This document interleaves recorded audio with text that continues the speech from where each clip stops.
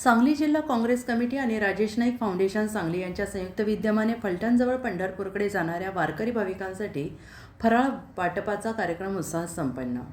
सांगली जिल्हा काँग्रेस कमिटी आणि राजेश नाईक फाउंडेशन सांगली यांच्या संयुक्त विद्यमाने फलटणजवळ पंढरपूर वारीकडे जाणाऱ्या वारकरी भाविकांसाठी फराळ वाटपाचा उपक्रम उत्साहात पार पडला. यावेळी हजारो वारकरी भाविकांना लाडू, केळी आणि इतर फराळाचे साहित्य वाटप करण्यात आले.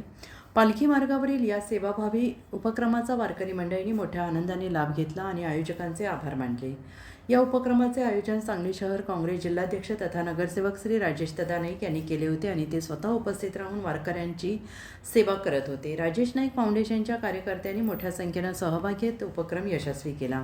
यावेळी बोलताना श्री राजेश दादा नाईक यांनी यंदा वारकऱ्यांकडून मिळालेला उत्स्फूर्त प्रतिसाद पाहता पुढील वर्षी आणखीन मोठ्या प्रमाणात फराळ वाटपाचा उपक्रम राबवण्यात येईल असे सांगितले. यावेळी आर्यन ग्रुपचे आणि शहर जिल्हा काँग्रेसचे संदीप आपटे, उदय नाईक, मोहन गायकवाड, शामराव शिंदे, नंदकुमार मुळीक, अशोक मुळीक, नंदकुमार कारंडे, दिलीप पाटील, राजू सूर्यवंशी, व्यंकटेश नाईक, विवेक नाईक, रोहित गुंजी, अमित मुळीक, संयम केसरे, विश्वास यादव, नामदेव पठाडे, सुनील साळुंखे, राकेश सुखासने आदी मान्यवर उपस्थित होते.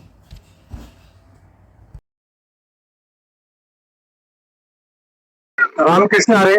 आज आषाढी वारीच्या निमित्तानं फलटण येथे येऊन काँग्रेस पक्षाच्या सांगली शहर जिल्हा काँग्रेस पक्षाच्या वतीनं व आर्यन फाउंडेशनच्या वतीनं एकत्र फराळ वाटपचा कार्यक्रम केला.